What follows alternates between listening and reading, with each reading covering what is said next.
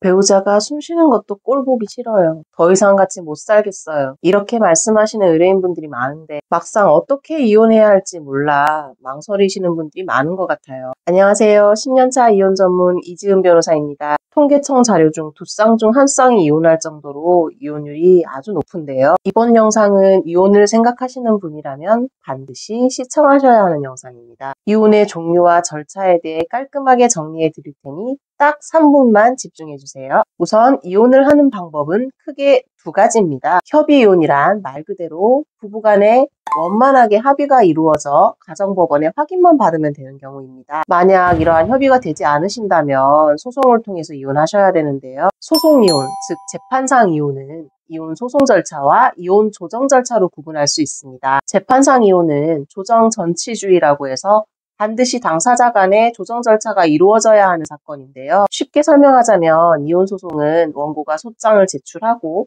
피고가 거기에 대한 답변을 하는 등 당사자 간의 주장 입증을 통해서 사건이 어느 정도 무르익으며 조정 절차로 시도를 해보는 것이고, 이혼 조정 절차의 경우에는 부부간에 어느 정도 합의가 도출될 만한 사건의 경우에 조정을 통해서 합의를 시도해보고, 만약에 조정이 성립되지 않는다면 소송 절차로 이관해서 진행하는 것입니다. 그렇다면 둘 중 어떤 방법으로 이혼해야 할까요? 기본적으로 부부간에 협의가 이루어진다면 협의이혼으로, 그렇지 않다면 재판상 이혼으로 진행하시면 되는데요. 다만 부부가 원만하게 합의하더라도 소송을 통해서 이혼을 하셔야 하는 경우가 있습니다. 바로 부부간에 돈 문제가 남아있는 경우, 특히 재산분할 문제가 남아있는 경우입니다.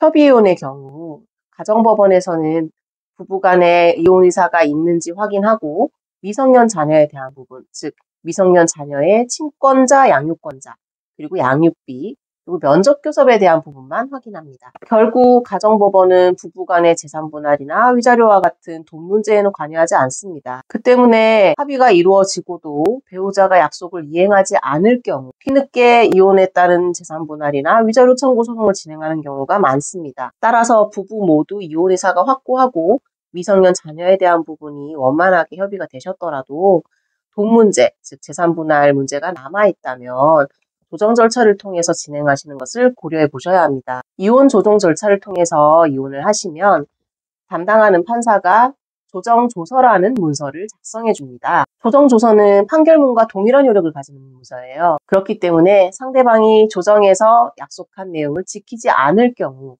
집행력, 즉 상대방의 재산에 강제 집행을 할 수 있는 권한이 주어집니다. 이혼 조정 절차는 당사자가 지정된 조정기일에 출석하셔서 이혼 조건에 대해서 서로 협의하고 협의된 내용을 문서화하는 것이 주된 절차입니다. 조정이혼은 재판상 이혼의 한 절차이기 때문에 협의이혼에서와 같은 숙려기간이 없어서 빠른 시일 내에 이혼 절차를 정리하실 수 있습니다. 일반적으로 이혼 첫 번째 변론기일보다 조정기일이 더 빨리 잡히기도 합니다. 부부들마다 각자 스토리가 있으실 겁니다. 그렇다 보니 나의 경우 어떤 방법으로 이혼을 해야 할지 선택하시기 어려울 수 있어요. 그럴 땐 혼자서 고민하시거나 인터넷 검색만 하지 마시고 자신의 상황에 대한 구체적인 내용을 정리하셔서 가까운 법률사무소를 찾아서 변호사와 상담하시기 바랍니다. 당장 시간과 비용은 지출되겠죠.